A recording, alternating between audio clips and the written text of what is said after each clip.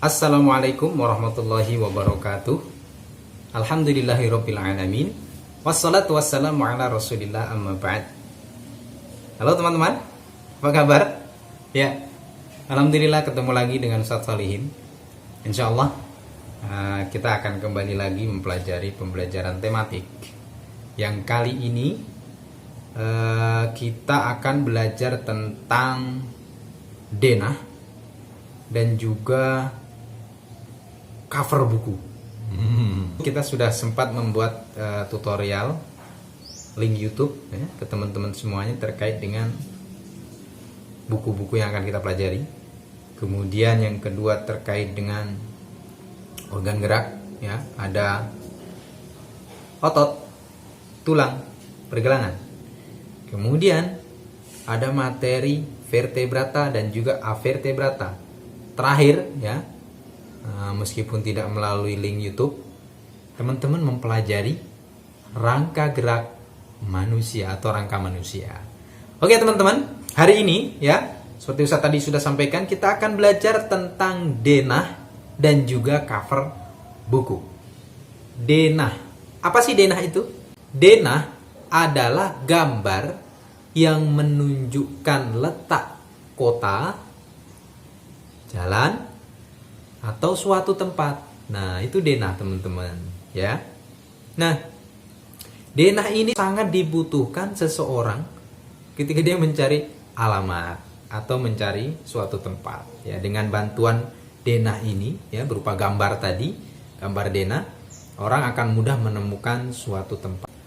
Makanya gambaran atau bentuk denah tersebut sangat mempengaruhi ya, akurasi orang menemukan tempat kita berada atau tempat yang dituju. Jadi teman-teman kalau membuat denah harus jelas nama tempatnya, bentuk tempatnya, nama jalannya, ya kan? Gambarnya usahakan semenarik mungkin supaya orang tidak lama-lama menemukan tempat tersebut. Nah, itu denah teman-teman. Gak usah panjang lebar karena teman-teman saya yakin sudah paham. Ustaz, apa bedanya denah dengan peta? Oh, beda dong, ya.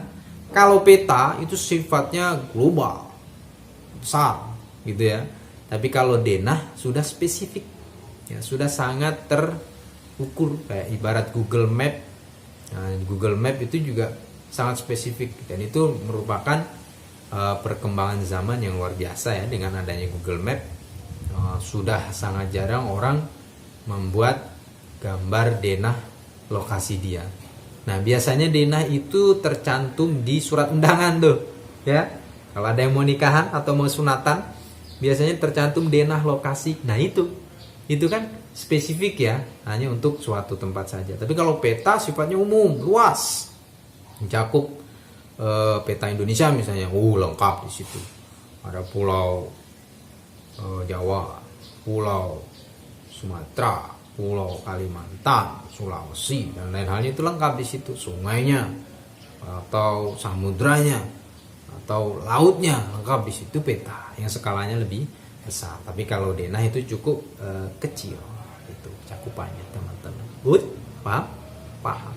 Baik, poin kedua yaitu terkait dengan cover buku. Nah, teman-teman paham nggak terkait dengan cover buku itu?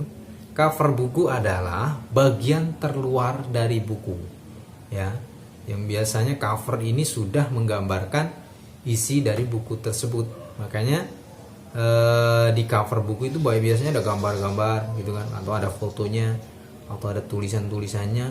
Nah, itu ada bagian-bagian yang melengkapi isi dari buku tersebut. Nah, biasanya orang melihat covernya saja udah tertarik untuk membaca buku. Nah, apa sih yang harus kita pahami dari cover buku ini? Nah, teman-teman, cover buku itu terbagi menjadi dua. Ya, ada yang namanya cover depan dan cover belakang. Nah kita coba bahas apa saja perangkat yang ada di cover depan. Yang pertama tentu ada judul buku. Ya, itu judul buku di cover depan biasanya. Kemudian apa lagi yang ada di cover depan? Ada nama pengarang. Nama penulis biasanya juga ada di cover buku. Kemudian ada penerbit. Siapa yang menerbitkan buku tersebut atau lembaga mana yang menerbitkan buku tersebut, ada di cover buku depan. Yang berikutnya ialah gambar yang menarik ya.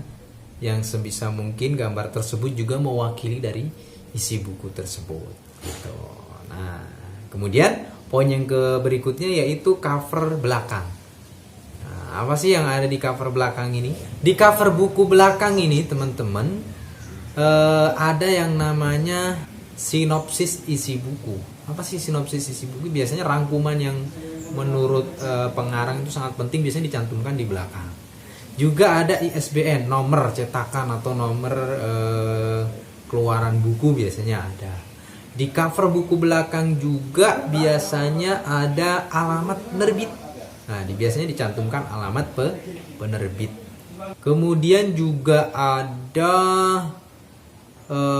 biografi pengarang. Nah, lantas apa nih yang harus kita lakukan terkait dengan cover buku? Misalnya teman-teman nih punya cita-cita ingin menjadi seorang penulis. Ya, tentu seorang penulis itu harus imajinasinya luar biasa. Ketika teman-teman sudah menulis sebuah tulisan, kemudian teman-teman pengen mencetak tulisan tersebut menjadi sebuah buku, teman-teman harus membuat cover buku, baik cover depan maupun cover belakang. Intinya, cover ini harus menggambarkan isi dari tulisan teman-teman. Misalnya bacaan yang teman-teman tulis di dalam buku tersebut harus sudah paling tidak 10-20% sudah menggambarkan cover yang teman-teman buat itu menggambarkan isi dari buku tersebut. Begitu teman-teman. Ya. Nah, kemudian gambarnya pun semenarik mungkin, dari warnanya, bentuk tulisannya, gitu ya. Tata letaknya itu harus diperhatikan dalam membuat cover buku, ya, baik cover buku depan maupun cover buku belakang. Gitu teman-teman. Ya, itu tadi materi yang singkat ini mudah-mudahan memberikan pemahaman ya terkait denah dan cover buku ini. Nah, oke.